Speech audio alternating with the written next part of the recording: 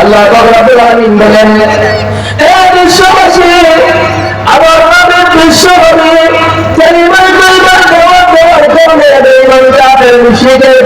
আমার হাবিবকে বলেছিল তার পাগল, আর মহিলাদের হওয়ার কারণে আমার হাবিবকে বলেছিল ধীরে ধরেছে। আমি আল্লাহ রাব্বুল আলামিন সেই দুইটি মিথ্যা অপবাদের প্রতিবাদ করার জন্য পবিত্র কোরআনের সূরাতুল কালামের প্রথম 4খানা আয়াত নাযিল করি। আমার সাথে আপনারা একটু বলেন, সবাই মুখস্থ আছে। দলিল হলো লা ইলাহা ইল্লাল্লাহু মুহাম্মাদুর রাসূলুল্লাহ।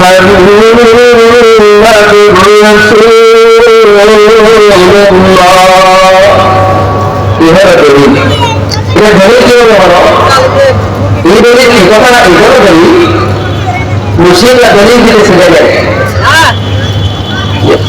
আব্দুল্লাহ ছেলে আব্দুল মুত্তালিবের ভাতিজা এমন একটা কথা প্রচার করা শুরু করলো, যেই কথাটা তার নিজ জাতি সমকালীন বিশ্বের গোটা বিশ্ববাসী বিপরীত একটা বিশ্বাস লালন করল এবং প্রচার করল। আর নিত্য নতুন একটা ধর্মের প্রচার শুরু করে দিল, এই ধর্মের নাম দুনিয়ার কোন মানুষ জানে না। তার মানে হল দুনিয়ার সমস্ত মতাদর্শ, দুনিয়ার সমস্ত মতাবলম্বী, দুনিয়ার সমস্ত জাতি যুদ্ধ বিশ্বের এক কথা দুনিয়ার সমস্ত মানুষ এক পক্ষে, আর আব্দুল্লাহ ছেলে মুহাম্মদ একাই এক পক্ষ হয়ে এমন একটা নিত্য নতুন কথার প্রচার শুরু করে দিল, যেই কথা দুনিয়ার কোন মানুষ ইতিপূর্বে যে জানে না।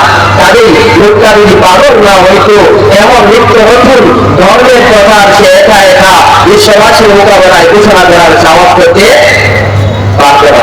এ হলো দলিল। বুঝতে পারছেন? দলিলটা এটা একটা মিথ্যা অপবাদ। 2 নম্বর মিথ্যা অপবাদ দিল আব্দুল্লাহ ছেলে আব্দুল মুত্তালিবের ভাতিজা, এই লোকটা ব্রেইন আউট। প্রথম অপবাদ দিল পাগল, ব্রেইন আউট, ঠিক আছে? 2 নম্বর মিথ্যা অপবাদ দিল যে আব্দুল্লাহ ছেলে মুহাম্মদ লোকটা জিনে ধরা। বলেন নাউযুবিল্লাহি মিন যালিক। তো দলিল কি? দলিল আছে। তো দলিল হলো, দেখবেন জিনে ধরলে পরে মানুষের স্বাভাবিক অবস্থা কি হয়? জিনে ধরলে মানুষের অবস্থা হয় প্রচন্ড ঠান্ডার মধ্যে শরীরে ঘাম বেঁধে বসতে শুরু করে, হয় না? জিনে ধরে আপনি দেখেছেন আপনারা?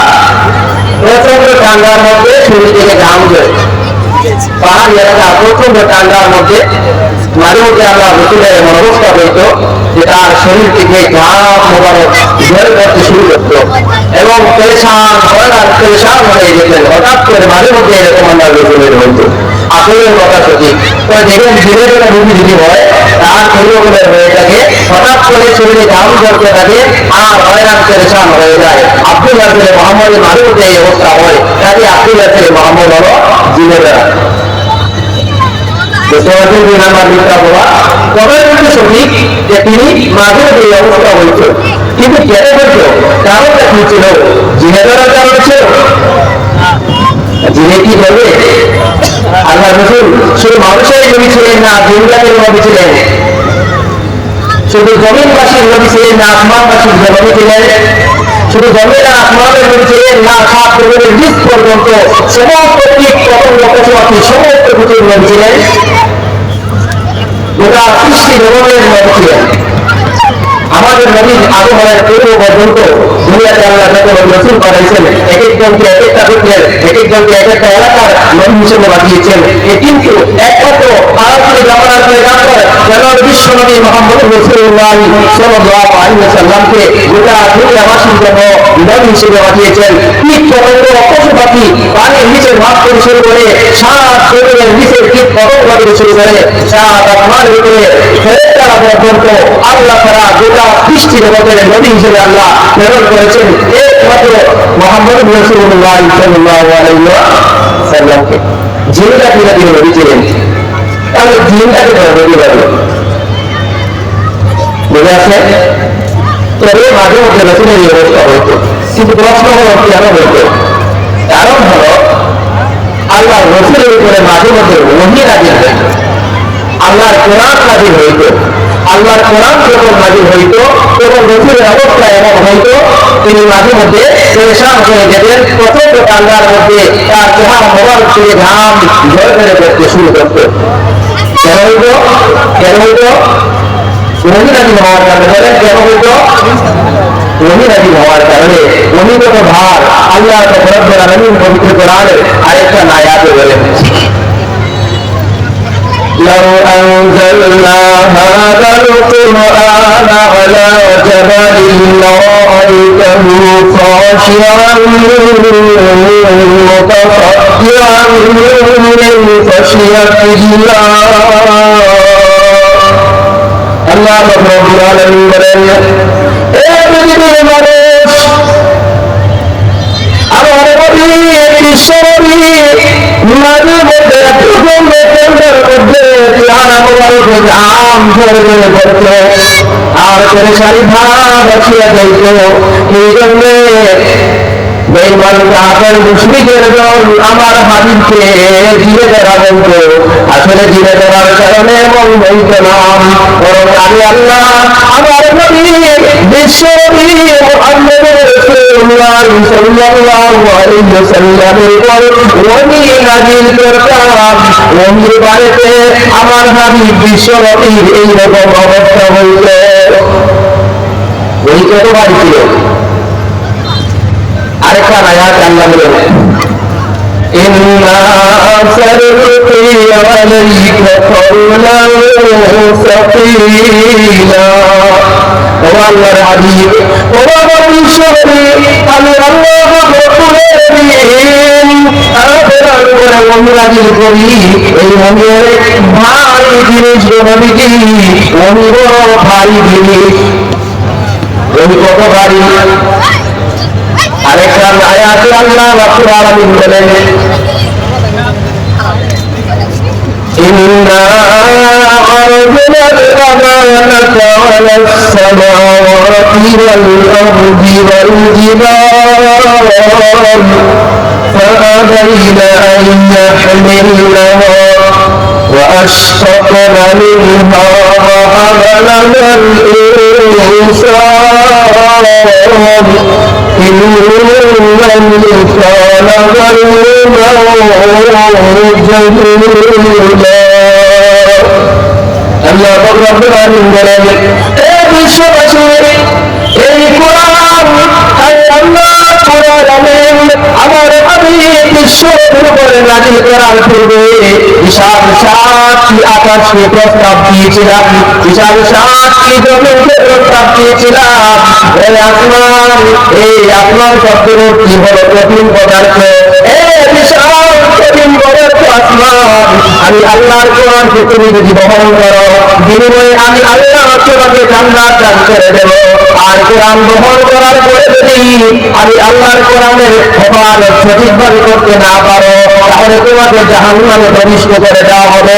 এবং আমি তোমাকে ইখতিয়ার দিয়েছি, স্বাধীনতা দিয়েছি, ইচ্ছা হলে গ্রহণ করতেও পারো, আর ইচ্ছা হলে গ্রহণ নাও করতে পারো। এবার বলো, জান্নাতের মেরে তুমি কি আমার কোরআনকে বহন করতে পারবেন?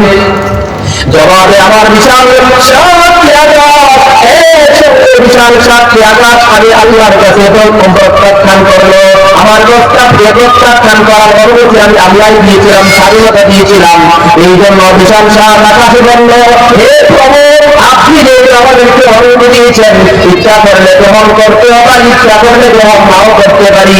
আমরা আমাদের জান্নাতে প্রয়োজন নাই, কিন্তু আপনার আযাব করে আমরা সইতে পারবো না, জাহান্নামের কঠিন শাস্তি আমরা সইতে পারবো না। এই বিশাল ভারী কোরআন আপনার মুখে আমরা বহন করার মতো ক্ষমতাই রাখি না।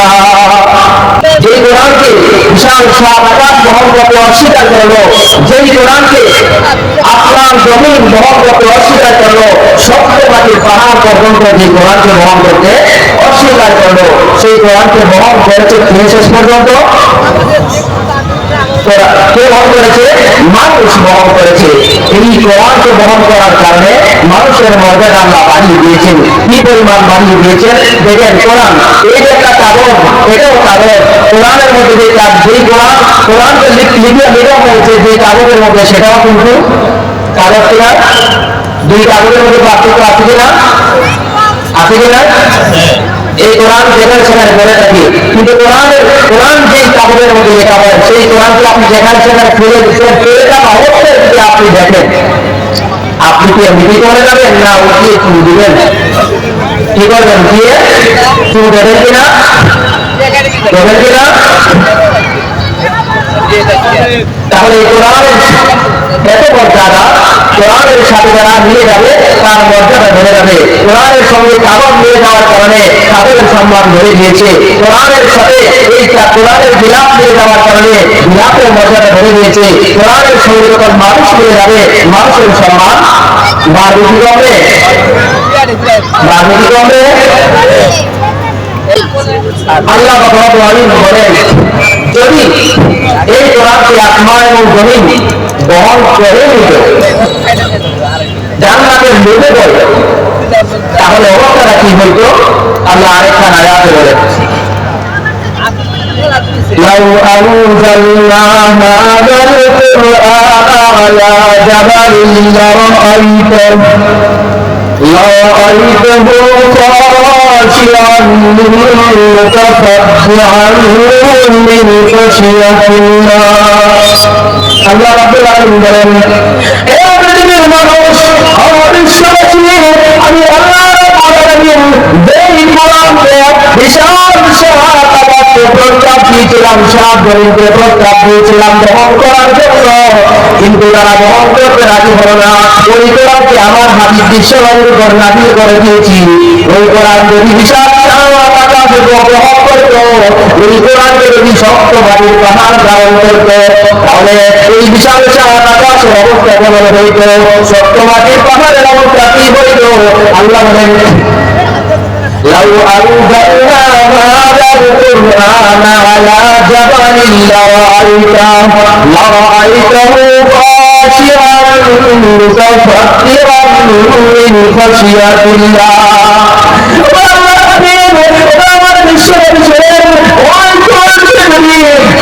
আমি আল্লাহ আমার হাবিবের উপর নাযিল না করে শক্ত মাটির পাহাড়ের উপর নাযিল করে দিতাম। আমি আল্লাহর ভয়তে আর আমার কোরআনের ভয়তে রঙিন ভয়তে শক্ত মাটির পাহাড় ভেঙে জোড়া জোড়া হইয়া যাইত। শক্ত মাটির পাহাড় কোরআনের ভারে ভেঙে জোড়া জোড়া হয়ে যাইত। কোরআন কত ভারী!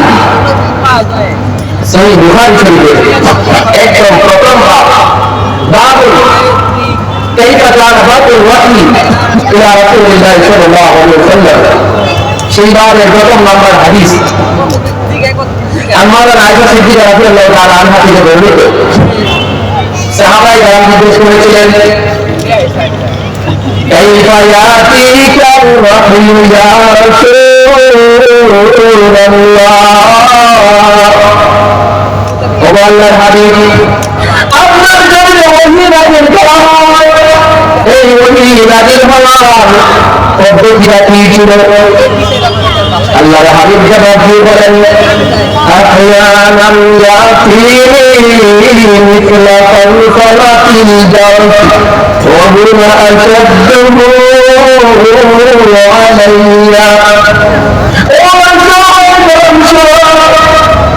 আমি পদ্ধতিতে কোরআন নাযিল হইত। ও আমার সাহাবায়ে কেরাম শোনো, অনেকগুলা পদ্ধতিতে আমি আল্লাহর হাবিব বিশ্বনবীর উপর কোরআন নাযিল করা হইত। এর মধ্যে একটা পদ্ধতি ছিল, ও সাহাবায়ে কেরাম, সাদা কাপড়ের মধ্যে আঘাত করলে যেমন গর্জন করে শব্দ করে, এইরকম শব্দের মাধ্যমে আমি আল্লাহর হাবিব বিশ্বনবীর উপর মাঝে মাঝে ওহী নাযিল করা হইত। যেই পদ্ধতিতে আমি আল্লাহর হাবিব বিশ্বনবীর উপর কোরআন নাযিল করা হলো না কেন? ও সাহাবায়ে কেরাম, এই কোরআন অনেক ভারী ছিল, এই কোরআন এই ওহী বড় ভারী ছিল। ও সাহাবায়ে কেরাম শোনো, এই কোরআনের চেয়ে ভারী আমি বিশ্ব নবীর কাছে আর কোনো কিছুই মনে হতো না। কোরআন রসুলের উপর এত ভারী মনে হইত, রসুল দুর্বল হওয়ার কারণে? রসুল দুর্বল হওয়ার কারণে ছিল না, রসুল দুর্বল ছিলেন না, রসুল শক্তিশালী ছিলেন, কত শক্তিশালী ছিলেন আল্লাহ রসুল নিজেই আরেক হাদিসের মধ্যে বলেছেন। আল্লাহ রসুল বলেন, ও আমার সাহাবায়ে কেরাম শোনো, আমি আল্লাহর হাবিব বিশ্ব নবীকে বলেছিলাম না আমার সাহাবায়ে কেরাম বিষয় যাই না বলছিল না। ও সাহাবায়ে কেরাম শোনো, আমার আল্লাহর হাবিব বিশ্ব শক্তি দিয়েছিলেন সাহাবায়ে কেরাম শোনো, আমার উম্মতের বীর বাহাদুর 4000 পুরুষের গায়ে আল্লাহ শক্তি দিয়েছেন যতটুকু আমি বিশ্ব নবীর গায়ে আল্লাহ শক্তি দান করেছিলেন ততটুকু। 4000 বীর বাহাদুর পুরুষের গায়ে শক্তি আল্লাহ তার হাবিবকে একটাই দান করেছিলেন। তাহলে আল্লাহ রসুল দুর্বল হওয়ার কারণে রসুলের উপরে কোরআন ভারী ছিল? কোরআন বড় ভারী জিনিস, কত ভারী ছিলেন আমার আয়েশা সিদ্দিকা রাদিয়াল্লাহু তাআলা আনহা। এই হাদিসের শেষের অংশে বলেন, আয়েশা রাদিয়াল্লাহু তাআলা আনহা ولقد رأيته ينزل عليه الوحي في اليوم الشديد البرد فيقسم عنه وإن جبينه ليتفسد ورقا। أما عائشة صديقة رضي الله تعالى عنها বলেন, ও আল্লাহর হাবিবের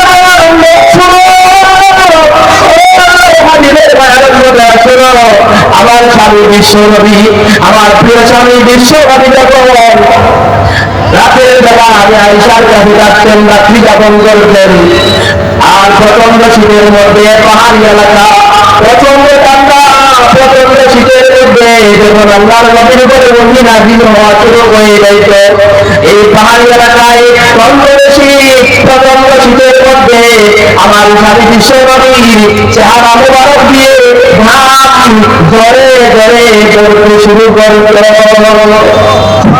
কত ভারী ছিল ওহী, ওই কত ভারী ছিল। আমার রসুলের উপর আল্লাহ সেই ওহী নাযিল করলেন। ওহী নাযিল হওয়ার কারণে, ওহীর ভারীর কারণে আল্লাহ রসুলের চেহারার মধ্যে ফেরেশতার ভাব এসে যাইত, প্রচন্ড ঠান্ডার মধ্যে রসুলের চেহারা মোবারক দিয়ে ঘাম বেয়ে বেয়ে পড়তো। আর বেঈমান কাফের মুশরিকের দলেরা আল্লাহর হাবিবকে বলতো ওনাকে ঘিরে ধরেছে, ঘিরে ধরে এরকম ভাব লাগিয়ে হয়, বলেন নাউযুবিল্লাহি মিন যালিক। সেই দুইটা মিথ্যা অপবাদ সংক্ষিপ্ত আকারে বললেন তো বুঝতে পারছেন তো, সেই দুইটি মিথ্যা অপবাদের প্রতিবাদ করার জন্য আল্লাহ রব্বুল আলামিন পবিত্র কোরআনের সূরাতুল কালামের 1 নম্বর আয়াত থেকে 4 নম্বর আয়াত পর্যন্ত আল্লাহ নাযিল করলেন। এবার আসুন আমরা সূরার ভিতরে প্রবেশ করব।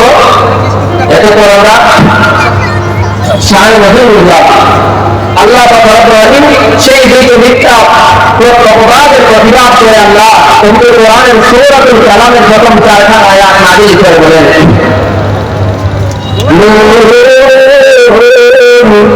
والقلم وما يسطرون ما أنت بنعمة ربك بمجنون وإن لك لأجرا غير ممنون وإنك لعلى خلق عظيم।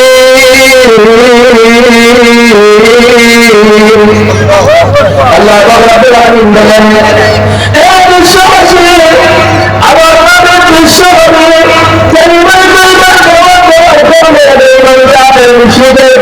আমার হাবিবকে বলেছিল তার পাগল, আর ওহী নাযিল হওয়ার কারণে আমার হাবিবকে বলেছিল ধীরে ধরেছে। আমি আল্লাহ রাব্বুল আলামিন সেই দুইটি মিথ্যা অপবাদের প্রতিবাদ করার জন্য পবিত্র কোরআনের সূরাতুল কালামের প্রথম 4 আয়াত নাযিল করিয়া। আল্লাহর আয়াত নাযিল করে কি বুঝাইতে চান মজার বিষয় সামনে হয়ে গেছে। আমি তো এখনো তাফসীরের ভিতরে প্রবেশ করি নাই, ইনশাআল্লাহ সামনে আসতেছে, একটু অপেক্ষা করে ধৈর্য ধরে শুনবেন ইনশাআল্লাহ। তাফসীর আর ওয়াজের মধ্যে পার্থক্য আছে কিনা আপনারা ইনশাআল্লাহ আলোচনা শুনলেই বুঝতে পারবেন তাফসীর না ওয়াজ। আমি ইনশাআল্লাহ আজকে আপনাদের সামনে যেটা তাফসীরের কোরআন মাহফিল সেটা ইনশাআল্লাহ পবিত্র কোরআন থেকে সংক্ষিপ্ত তাফসীর করার চেষ্টা করতেছি।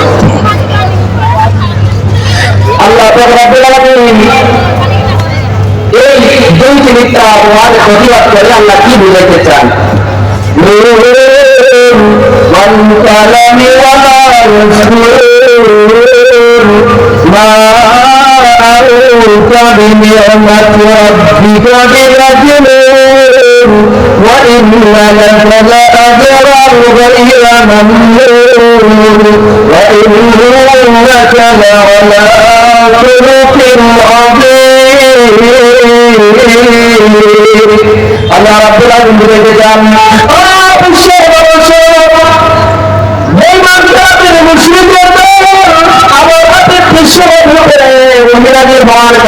আমার হাবিবকে বলেছিল যারা আমার হাবিবকে আমার হাবিব বলেছিল আর মহিলাদের হওয়ার কারণে বলেছিল আমার হাবিবকে ঘিরে ধরেছে। আমি আল্লাহ রাব্বুল আলামিন ঘোষণা করলাম আমার হাবিবকে ঘিরে ধরে নাই, আমার হাবিব পাগল নয়, বরং ওই কালিমার অগ্নির মাধ্যমে আমি আল্লাহ আমার আদর্শ নীতিমালা দিয়ে দুনিয়াতে জন্ম করেছি। সেই আদর্শ নীতিমালা তুমি যদি গ্রহণ করতে পারো তোমার ঘরে স্বামী স্ত্রীর দ্বন্দ্ব থাকতে পারে না। এই পরিবার মাধ্যমে আমি আল্লাহ আমার হাবিব বিশ্বনবীকে যে আদর্শ আর নীতিমালা দিয়া দুনিয়াতে প্রেরণ করেছি সেই আদর্শ আর নীতিমালা তুমি যদি গ্রহণ করতে পারো তোমার সাংসারিক দ্বন্দ্ব থাকতে পারে না, তোমার সামাজিক দ্বন্দ্ব থাকতে পারে না। এই পরিবার মাধ্যমে আমি আল্লাহ আমার বিশ্বনবীকে এই আদর্শ আর নীতিমালা দিয়া দুনিয়াতে প্রেরণ করেছি সেই আদর্শ আর নীতিমালা তুমি যদি গ্রহণ করিয়া দেশ চালাও তোমার দেশে কোনদিন অশান্তি থাকতে পারে না। তুমি যদি ওই পরিবার আমি আল্লাহ আমার হাবিবকে এই আদর্শ আর নীতিমালা দিয়া দুনিয়াতে প্রেরণ করেছি সেই আদর্শ আর নীতিমালা তুমি যদি গ্রহণ করিয়া তোমার নিজের জীবনে বাস্তবায়ন করতে পারো দুনিয়ার মানুষের চক্রাতের আঘাত তোমার হতে পারে না, কবরের শাস্তি তোমার জন্য হতে পারে না, আসরের ময়দানের বিমানের শাস্তি তোমার জন্য হতে পারে না, জাহান্নামের আগুন তোমার জন্য হতেই পারে না। জাহান্নামের আগুন থেকে তুমি মুক্তি হবে যেই কালিমার অগ্নির মাধ্যমে বেঈমান কাফের মুশরিকরা আমার হাবিব বিশ্বনবীকে পাগল করেছিল আর বেঈমান করেছিল সেই কালিমার অগ্নির মাধ্যমে আমি আল্লাহ আমার হাবিবকে যে আদর্শ আর নীতিমালা দিয়েছি সেই আদর্শ আর নীতিমালা তুমি যদি নিজের জীবনে বাস্তবায়ন করতে পারো সমাজ তোমার দুনিয়ার জিন্দিগি থেকে নিয়ে আখিরাতের জিন্দিগি পর্যন্ত সফল হয়ে যাবে, তোমার ব্যর্থতার কোনো জায়গা আর থাকবে না। আল্লাহ সেই ঘটনা বুঝিয়েছেন সূরাতুল কালামের 1 নম্বর আয়াত থেকে 4 নম্বর আয়াত পর্যন্ত আল্লাহ কি দলিল দিয়েছেন আর কি দাবি উপস্থাপন করেছেন আমরা আসলে একটু সামনে আসি। এই সূরার 1 নম্বর আয়াত থেকে 4 নম্বর আয়াত পর্যন্ত আল্লাহ দুইটি দলিল দিয়েছেন আর দুইটি দাবি উপস্থাপন করেছেন। আমার কথাগুলো ক্লিয়ার বুঝতেছেন ইনশাআল্লাহ? এই সূরার 1 নম্বর আয়াত এবং 3 নম্বর আয়াতে আল্লাহ দলিল দিয়েছেন। কত নম্বর আয়াতে আর কত নম্বর আয়াতে দলিল দিয়েছেন? 1 নম্বর আয়াত এবং 3 নম্বর আয়াতে আল্লাহ দলিল দিয়েছেন। 2 নম্বর আয়াত আর 4 নম্বর আয়াতে আল্লাহ দুইটা দাবি উপস্থাপন করেছেন। কয়টা দাবি উপস্থাপন করেছেন? দুইটা দাবি উপস্থাপন করেছেন। এখানে একটা প্রশ্ন হয়, তোমরা এমনটা কেন করলে? আল্লাহ ইচ্ছা করলে এক নম্বর এবং 2 নম্বর আয়াতে দলিল দিতে পারতেন, 3 নম্বর ও 4 নম্বর আয়াতে আল্লাহ দাবি উপস্থাপন করতে পারতেন না। কিন্তু আল্লাহ এমনটা না করে 1 নম্বর আর 3 নম্বর আল্লাহ দলিল দিলেন, 2 নম্বর আর 4 নম্বর আয়াতে আল্লাহ দাবি উপস্থাপন করলেন। আল্লাহ এমনটা কেন করলেন? আপনার ক্লিয়ার বুঝতে পারছেন? আল্লাহ তো ইচ্ছা করলে 1 নম্বর এবং 2 নম্বর আয়াতে দলিল দিতেন, আর 3 নম্বর এবং 4 নম্বর আয়াতে আল্লাহ কি করতেন? দাবি উপস্থাপন করতেন, তার দাবির পিছনে তো দলিল। কিন্তু আল্লাহ এমনটা না করে আল্লাহ 2 নম্বর এবং 4 নম্বর আয়াতে আল্লাহ দাবি উপস্থাপন করলেন, আর 1 নম্বর এবং 3 নম্বর আয়াতে আল্লাহ দলিল দিলেন কেন? প্রশ্ন বুঝতে পারবেন? এই প্রশ্নের জবাব সকল তাফসীর কিতাবের মধ্যে উল্লেখ করে নাই। তাফসীর বাইজান শরীফ নামক একটি তাফসীর কিতাব আছে, সেই তাফসীর কিতাবের মধ্যে এই প্রশ্নের জবাবটা উল্লেখ করেছেন। আল্লাহ এমনটা কেন করলেন? আল্লাহ কি বুঝাইতে চান? আল্লাহ বুঝাইতে চান ওই বেরিয়ে বেঈমান কাফের মুশরিকদের দল ছেড়ে রাখো। আমি আল্লাহ উপস্থাপন করি আমার দাবির পিছনে দলিল থাকে। দাবি ছাড়া কোনো দলিল আমি দলিল ছাড়া কোনো দাবি আমি উপস্থাপন করি না। এ বেঈমান কাফের মুশরিকদের দল, তোমরা যে আমার হাবিব বিশ্বনবীকে 2টি মিথ্যা অপবাদ দিয়েছ, তোমাদের মিথ্যা অপবাদের ভিতরে কোনো দলিল উপস্থাপন করতে পারো না। বুঝেছে? কোনো দলিল দিতে পারো না।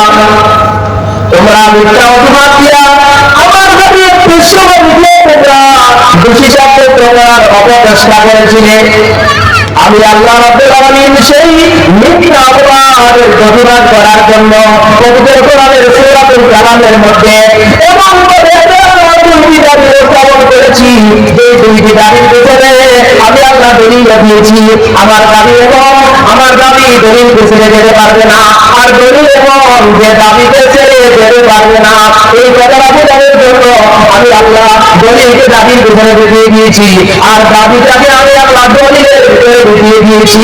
এইরকম ভাবে আমি আল্লাহ দাবির দলিল দুইটাকে উপস্থাপন করেছি, যারা বেঈমান কাফের মুশরিকদের দল তোমরা বুঝতে পারো আমি আল্লাহ আমার হাবিব বিশ্বনবীর সত্যতা প্রমাণ করার জন্য, আমার হাবিব বিশ্বনবীর আদর্শ সত্য, সেই সত্য আদর্শকে প্রমাণ করার জন্য এমন ভাবে দলিল দিয়েছি, এমন ভাবে দাবি করেছি যে দাবির পেছনে দলিল অবশ্যই রয়েছে।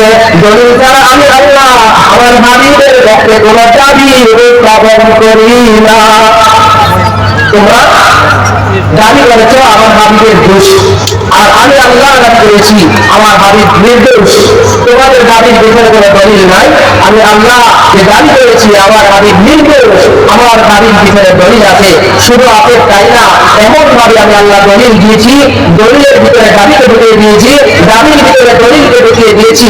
এই জন্য আমি আল্লাহ 1 নম্বর আয়াত এবং 3 নম্বর আয়াতে আমি আল্লাহ দলিল দিয়েছি, 2 নম্বর আয়াত এবং 4 নম্বর আয়াতে আমি আল্লাহ দাবি উপস্থাপন করেছি, যেন দাবিটা দলিলের ভিতরে ঢুকে যায়, দলিলটা দাবির ভিতরে ঢুকে যায়, যেন বেঈমান কাফের মুশরিকদের দল বুঝতে পারে আমি আল্লাহ আমার হাবিবের সত্যতার সত্য আদর্শের পক্ষে যে দাবি উপস্থাপন করেছি, আমার দাবির ভিতরে অবশ্যই দলিল এমন ভাবে রয়েছে, আমার দাবির দলিল ব্যতীত কখনো হতেই পারে না। ক্লিয়ার বুঝতে পারছেন বিষয়টা? এই জন্য আল্লাহ 1 এবং 2 নম্বরের দলিল না দিয়া 3 এবং 4 নম্বরের দাবি না করে 1 নম্বর এবং 3 নম্বর আল্লাহ দলিল দিয়েছেন, 2 নম্বর এবং 4 নম্বর আয়াতে আল্লাহ দাবি উত্থাপন করেছেন। আবার আপনি আমরা দলিলটা কি দিয়েছেন সেটা বোঝার আগে আমরা দাবিটা সংক্ষিপ্ত আকারে বুঝে নিই, তারপরে দলিলের দিকে আসবো। সবাই সংক্ষিপ্ত আমরা দাবিটা কি করেছেন? আল্লাহ তার 2 নম্বর আয়াতে আল্লাহ দাবি করেছেন মা আনতা বিনি'মাতি রাব্বিকা বিমাজনুন ওয়া ইন্নাকা লা'আলা খুলুকিন আযীম। এই হলো আল্লাহর দাবি। আল্লাহ দাবি করেন এ আমার হাবিব বিশ্বনবী বেঈমান কাফের মুশরিকদের দল আপনাকে মিথ্যা অপবাদ দিয়েছে, এই জন্য আপনি দুঃখিত হবেন না, আপনি কষ্ট নেবেন না। আমার হাবিব আমি আল্লাহ রাব্বুল আলামিন আপনার পক্ষে পক্ষে তার দলিল দিয়েছি, দাবি প্রমাণ করেছি, দাবির ভেতরে দলিল দিয়েছি। আমি আল্লাহ আপনার সত্যতা শুধুমাত্র ইমাম কাফেরদের মধ্যে নয়, গোটা দুনিয়ার সমস্ত মানুষের মধ্যেই আমি আল্লাহ আপনাকে উত্তম চরিত্রের অধিকারী হিসাবে প্রতিষ্ঠিত করে রাখবো। শুধু রাখবোই না, এরকম রেখেছি কিয়ামত পর্যন্ত আমি আল্লাহ আপনার আমার সাথে বিশ্ববাসী মানুষের সামনে এমন ভাবে প্রতিষ্ঠিত করে দেব, দুনিয়ার সমস্ত মানুষ শত্রু আর মৃত্যু না, আপনার দুশ্মনরা পর্যন্ত আপনার সত্যতার প্রমাণ বহন করবে। আপনার দুশ্মন যারা হয়েছে তারাও আপনাকে জগৎশ্রেষ্ঠ সত্যবাদী, জগৎশ্রেষ্ঠ আদর্শবান বলে স্বীকার করে নিবে। আমি আল্লাহ দাবি করেছি আপনার জন্য অপরন্ত নিয়ামত হয়েছে। যে ব্যক্তি মন্দ মানুষের জন্য অপরন্ত নিয়ামত থাকে, খারাপ মানুষের জন্য অপরন্ত নিয়ামত হতে পারে না। আল্লাহ বুঝেছেন আমি আল্লাহ আপনার ভালো তার সার্টিফিকেট দিয়েছি। শুধু তাই না, ওই আপনি মহান চরিত্রের অধিকারী। শুধু তাই না, আপনি যে মহান চরিত্রের অধিকারী সেই কারণেরা পৃথিবীর সমস্ত মানুষের কারে কারে মস্তিষ্কে ঢুকিয়ে দেব। বেমান কাফের আপনার তারাও যারা আল্লাহ রসুলের সবচেয়ে বড় দুশমন ছিল, তারাও সেই দিন স্বীকার করেছিল আল্লাহ হাবিব আব্দুল রাসূল মুহাম্মদ, আব্দুল মুত্তালিবের ভাগ্যে মুহাম্মদ, তিনি জগৎশ্রেষ্ঠ সত্যবাদী, তিনি জগৎশ্রেষ্ঠ চরিত্রের অধিকারী। আল্লাহ তার হাবিবকে সে মহান চরিত্রের অধিকারী হিসেবে প্রতিষ্ঠিত করে দিয়েছেন। সেই দুইটা দাবির পিছনে দলিল দেখিয়ে দিয়েছেন। আমরা দলিলটা আলোচনা করা সম্ভব হবে না, দলিলের কয়েকটা অংশ রয়েছে, সংক্ষিপ্ত আকারে একটা অংশ আমরা আলোচনা করবো, যেটা অনেক লং টাইম ধরে লেগেছে। আসল দলিল দেখিয়ে দিয়েছে, আমরা আলোচনা করি।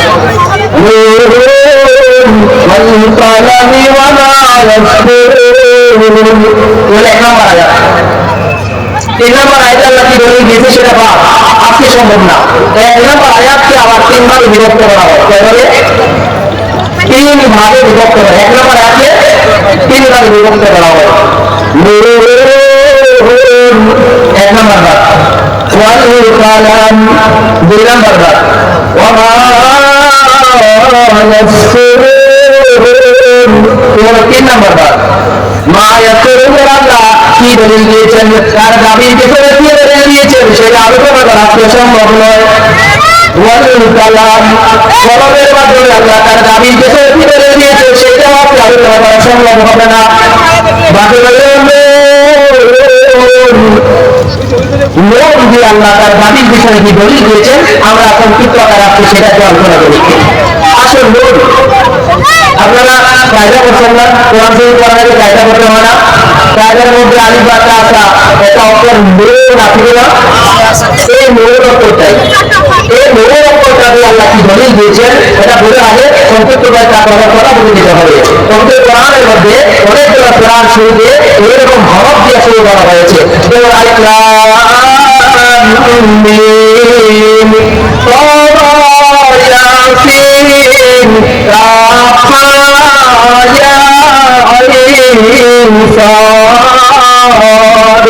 এরকম বিভিন্ন সূরার শুরুতে আল্লাহ হরফ দিয়ে শুরু করেছেন। এইগুলাকে হাদিসের ভাষায়, আমাদের মাদ্রাসার গরু ভাষায় এবং ইসলাম গরু ভাষায় হরফে মুকাত্তাআত বলা হয়। হরফে মুকাত্তাআত বলা হয়। এগুলোর অর্থ কি, এগুলোর অর্থ সম্পর্কে তাফসীরের কিতাবে মুফাসসিররা একরাম লিখেছেন আল্লাহু আ'লাম বিমুরাদিহি, আল্লাহ তাআলা এগুলোর উদ্দেশ্য ভালোভাবে জানেন। যাতে করে এই হরফগুলোর মধ্যে কোন হরফের তাফসীর ব্যাখ্যা কোন তাফসীর তারা করেছেন যে কিছু ভাবে বোঝা গেল এই হরফগুলোর কোন হরফের উপর তাদের তাফসীর চলে আর কোনটার তাফসীর চলে না। এই নুন তাফসীর চলে জাতীয় না চলে না জাতীয় সেটা বুঝতে হবে। তাফসীর রূহুল মাআনিতে আল্লামা আলমগীর রাহমাতুল্লাহ আলাইহি বলেছেন এটা তাফসীর চলে। তাফসীর ইবনে কাসিরের মধ্যে আল্লামা ইবনে কাসির রাহমাতুল্লাহ আলাইহি বলেছেন এটা তাফসীর চলে এবং তারা তাফসীর করেছেন। তাফসীর কি করেছেন সবার সামনে আলাই তাফসীর করেছেন আল্লাহ নূরের মাধ্যমে। নূরের তাফসীর কি করেছেন, তাফসীর ইবনে কাসিরের মধ্যে আছে। নূর ওয়া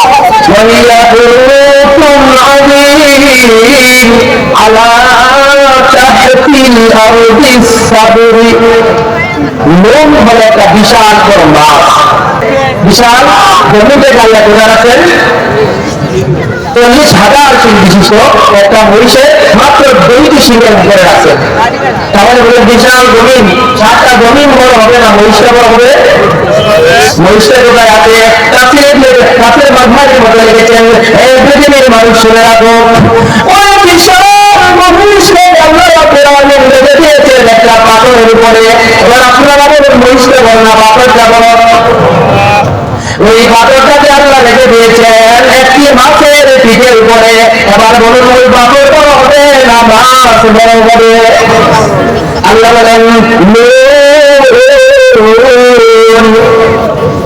আরে আল্লাহ বলেন প্রথম খাইলাম নুন বলতে কি মুফাসসির کرام লিখেছেন ওয়াইয়া তুরুকুন ওয়াইন নুন অর্থ হলো বিশাল বড় মাছ। ওই বিশাল বড় মাছ বলতে বিশাল মাছের কথম পেয়েছেন, যেই মাছের পিঠের উপরে আমরা বিশাল 7টি জমিন সহ ওই মহিষ এবং পাথরকে আমরা যেই মাছের পিঠের উপরে রেখে দিয়েছেন, আমি আল্লাহ সেই মাছের কথম খাইলাম। বুঝতে পারছেন? নিচে দিকে যেহেতু গেলাম আরেকটু যাই, ওই মাছটাকে আল্লাহ কোথায় রেখেছেন? তাফসীরের মধ্যে, তাফসীরের রুহুল মাআনির মধ্যে এবং মাযহারের মধ্যে লিখেছেন ওই বিশাল মাছটাকে আল্লাহ কোরআন রেখে দিয়েছেন পানির উপরে। আবার বলুন মাছের থেকে পানির পরিমাণ কম হবে না বেশি? ওই পানিগুলোকে আল্লাহ রেখে দিয়েছেন বিশাল বড় প্লেটের উপরে। আবার বলুন ওই প্লেট বড় হবে না পানির পরিমাণ বেশি হবে? প্লেট বড় হবে। ওই প্লেটটাকে আল্লাহ কোথায় রেখেছেন? মুফাসসিরের কিতাবের মধ্যে লিখেছেন ওই প্লেটটাকে আল্লাহ কোনো কিছুর উপরে রাখেন নাই, ওই প্লেটটাকে আল্লাহ রাব্বুল আলামিন রেখে দিয়েছেন কুদরতি ভাবে শূন্য অবস্থায়, শূন্যের মধ্যে রেখে দিয়েছেন। এবার এখন আমরা আবার প্রথম দিকে যাই। আল্লাহ নুনের প্রথমে কি বুঝাইতে চান?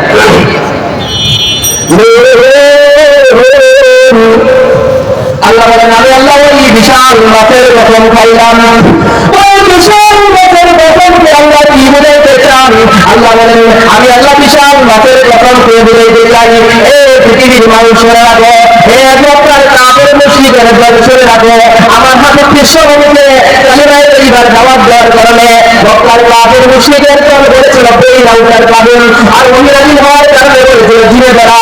আমি আল্লাহ রাব্বুল আলামিন ওই বিশাল মাছের কথমকে বেঈমান কাফের মুশরিকদের সেই মিথ্যা অপবাদের প্রতিবাদ করলাম। আল্লাহ কি বলতে চান? এ দুনিয়ার কাফের মুশরিকদের ওই বিশাল মাছের কথমকে আমি আল্লাহ বুঝাইতে চাই আমার হাবিব বিশ্বনবীর জ্ঞানের পরিধি নিজের দিক দিয়া একটা জমিন নয়, এই 2টা জমিন নয়, বিশাল 7টা জমিন পারে দিয়া, মহিষ পারে দিয়া, পাথর পারে দিয়া এই মাছ পর্যন্ত যায়।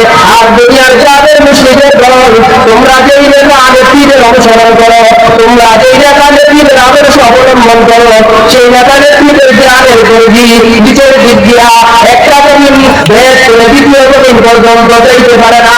অথচ আমার হাবিব বিশ্বনবীর জ্ঞানের পরিধি নিজের দিক দিয়া বিশাল 7 জমিন পানি দিয়া ওই মাছটা পর্যন্ত যায়।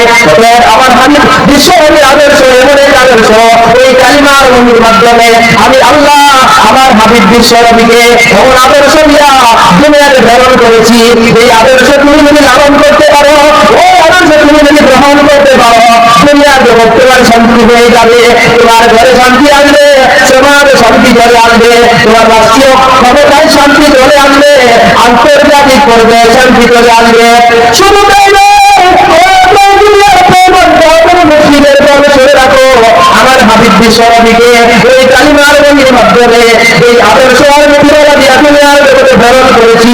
সেই আদর্শ আর মুক্তিওয়ালা তুমি যদি গ্রহণ করতে পারো, কবরের শাস্তি তোমার জন্য হতে পারে না, সাকেরাতের আযাব তোমার জন্য হতে পারে না, হাসরের মাঠে রিমান্ডের শাস্তি তোমার জন্য হতে পারে না, জাহান্নামের আগুনের শাস্তি তোমার জন্য হতেই পারে না। নিচের দিকে গেলাম, আমি এই আয়াতের সামনে যে হাদিস পাঠ করেছিলাম সেই হাদিসের দিকে আর যেতে পারলাম না। আরেকটা ব্যাখ্যা করে দিই, শেষ করে দেবো ইনশাআল্লাহ। নিচের দিকে গেলাম, একটু উপরের দিকে যাওয়া দরকার না, শুধু নিচের দিকে একটু উপরের দিকে যাই। এবার আসুন, আল্লাহ নূরের কসম খেয়েছেন, বলতে কি আল্লাহ বুঝাইতে চান? হাদিসের মধ্যে আল্লাহ রাসূল বলেছেন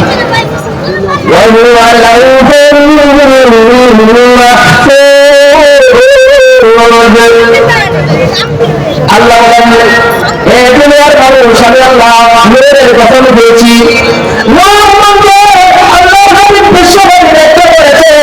আমার আল্লাহ যে সূরাতুল কালাম নূরের ব্যাখ্যা করেছেন, নূরের মধ্যে হলো লাউহে মাহফুজ। কোথায়? লাউহে মাহফুজ। লাউহে মাহফুজ কোথায় আছে? বিশাল 7টা আকাশ, এক একটা আকাশের মধ্যে মাতলুআতুল ফতোয়া নামক একটা কিতাব আছে, আমাদের ফতোয়া বিভাগে পড়ানো হয়। ওই কিতাবের মধ্যে হাদিসের উদ্ধৃতি দিয়ে উল্লেখ করেছেন এক একটা আসমানকে, প্রথম আসমানকে আল্লাহ লাউহে মাহফুজ দ্বারা সৃষ্টি করেছেন, দ্বিতীয় আসমানকে আল্লাহ স্বর্ণের দ্বারা সৃষ্টি করেছেন, তারপরে রূপা, তারপরে জমরদ পাথর, তারপরে ইয়াকুত পাথর দ্বারা সৃষ্টি করেছেন। এরকম এক একটা আকাশকে আল্লাহ এক একটা বস্তু দ্বারা সৃষ্টি করেছেন।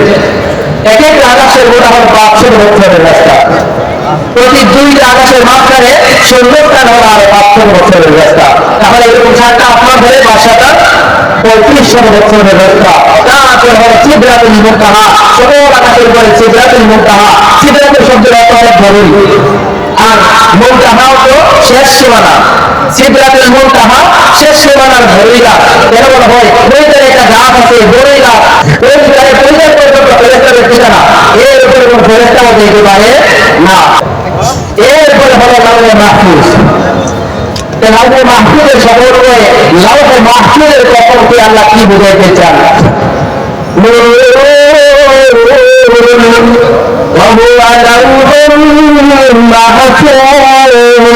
আল্লাহর হাবিব বিশ্বনবী বলেন,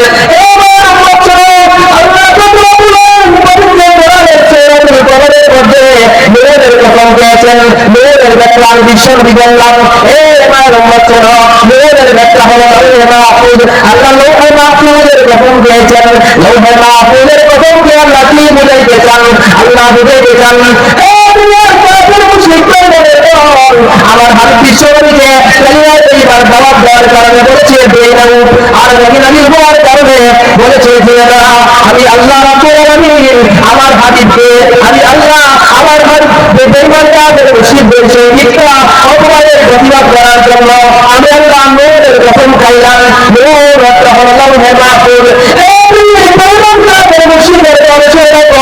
তোমরা যে বেঈমানদের মুশরিক নেতাদের নীতিমালা আদর্শ অনুসরণ করে গ্রহণ করো, অনুকরণ করে থাকো, সেই বেঈমানদের মুশরিকদের নীতিমালা যাদের যাদের নীতিমালা তোমরা গ্রহণ করে থাকো, তাদের জ্ঞানের পরিধি উপরের দিক দিয়া আসমানের প্রভু নিচে হলো সৌরজগৎ, সৌরজগৎ পর্যন্ত সীমাবদ্ধ। সৌরজগতের পরে যায়, সৌরজগতের পরে বিজ্ঞানীদের আর জ্ঞান আছে, আসমান পর্যন্ত যায় না। আল্লাহ বলতে চান, তোমরা অনুসরণ করো, যাদের সমিতিমার অনুসরণ করো, তাদের জ্ঞানের পরিধি উপরের দিক দিয়া সৌরজগৎ পর্যন্ত শেষ। এরপরে আর কিন্তু আমি আল্লাহ আমার হাবিব বিশ্বনবীকে এই কালিমার ওহীর মাধ্যমে, যে কালিমার ওহী দিয়া দুনিয়ার জগতে প্রেরণ করেছি, সেই ওহীওয়ালা, সেই বিশ্বনবীর আদর্শ, সেই বিশ্বনবীর জ্ঞানের পরিধি কোথায় পর্যন্ত যায় জানো কি? আমার হাবিব বিশ্বনবীর জ্ঞানের পরিধি উপরের দিক দিয়া কিসের সৌরজগৎ আর কিসের চক্রজগৎ, একটা না 7টা আকাশ পাড়ি দিয়া, 7টা সূর্যপ্রাণ পাড়ি দিয়া, এই বিশাল সব সূর্যপ্রাণ পাড়ি দিয়া, 4টা অফিস পাড়ি দিয়া, সিদরাতুল মুনতাহা পাড়ি দিয়া, লাউহে মাহফুজ পর্যন্ত যায়। জ্ঞানের পরিধি সৌরজগৎ পাড়ি দিয়া লাউহে মাহফুজ পর্যন্ত যায়। তিনি কোনদিন পাগল হতে পারে না, তিনি কোনদিন বেঈমান হতে পারে না। যারা আমার হাবিব বিশ্বনবীকে পাগল করেছে, আমার হাবিব বিশ্বনবীকে যারা জিনেরা বলেছে, তারাই হলো পাগল, তারাই হলো জিনেরা। কি বলেন? ঠিক না? আল্লাহ সেই কথা বুঝাইতে চান আমার হাবিবের জ্ঞানের পরিধি উপরের দিকে মাহফুজ পর্যন্ত যাওয়ার পরেও আমার হাবিব যদি আমার হাবিবকে একমাত্র তারাই পাগল বলতে পারে যারা নিজেরাই পাগল, একমাত্র তারাই ব্রেন বলতে পারে যাদের নিজেদেরই ব্রেন। আমার হাবিব পাগল নয়, আমার হাবিবকে জিনেও দেয় নাই, কারণ আমার হাবিব হলো সর্বোচ্চ জ্ঞানের অধিকারী, আমার হাবিব হলো সকল আদর্শের সেরা আদর্শের অধিকারী। অতএব আমার হাবিবের আদর্শ যারা গ্রহণ করবে তারাই একমাত্র দুনিয়া ও আখিরাতে সফলকাম হবে। আমরা ইনশাআল্লাহ আমরা সকলে আল্লাহর হাবিবের আদর্শবান হওয়ার জন্য রেডি আছি তো? আল্লাহ আমাদের সকলকে আল্লাহর হাবিবের আদর্শে আদর্শবান হওয়ার তৌফিক দান করুন। আমিন। ওয়া আখিরু দাওয়ানা আলহামদুলিল্লাহি রাব্বিল আলামিন। আসসালামু আলাইকুম ওয়া রাহমাতুল্লাহি ওয়া বারাকাতুহু।